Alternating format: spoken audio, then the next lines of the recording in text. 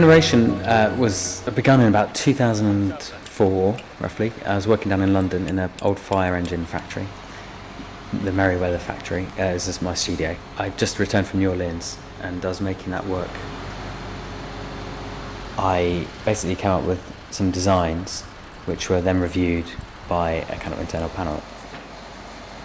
Before I made Generation, there's some very small scale heads there which are made out of wood and clay and plaster. That's kind of formed the basis for the whole larger work. So it was only when the design was fully agreed that then the larger scale work was commissioned, and that took about a year, working from my studio in London at that time. So yeah, my thanks go to One North East for commissioning the work originally.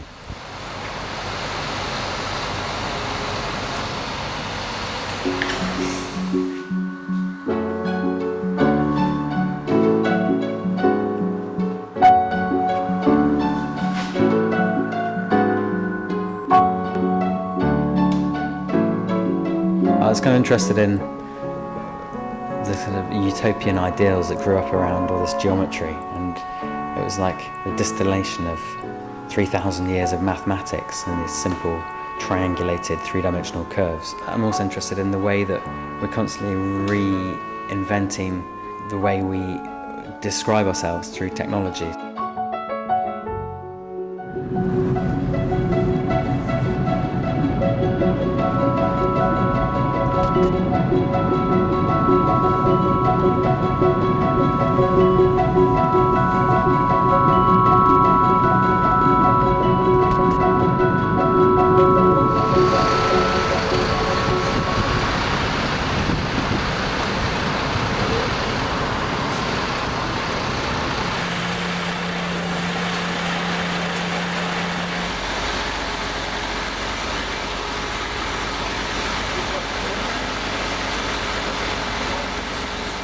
When you start out making sculpture in 3 dimensions, first thing you're trying to do is make them stand up and defy gravity and actually have a life in the real world as a kind of an animate.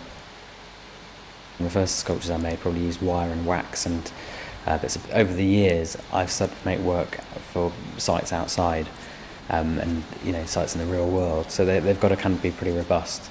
So for that reason I started to use metals, kind of more heavyweight, serious sculpture materials, which are kind of like historically have been used a lot in sculpture, but hopefully I mix that with a kind of contemporary view on what it is to look at ourselves as human animals.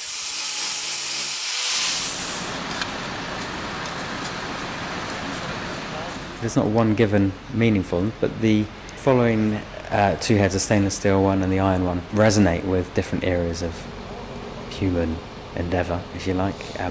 This area, the Tyneside area, is very much an industrial, or was an industrial place built on shipbuilding, coal coming out of the ground, melting steel, and so that kind of history of it being a place where things were made out of big lumps of rusty metal is something I was very conscious of. And then the stainless steel head is that much bit more sophisticated, and so that resonates with the digital age.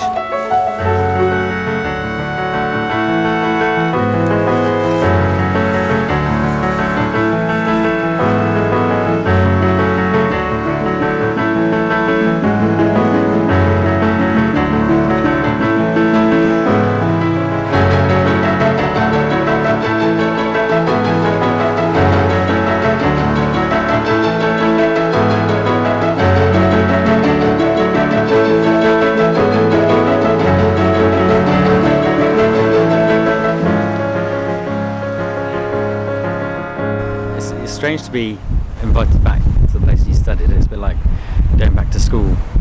You've kind of been away for 10 years.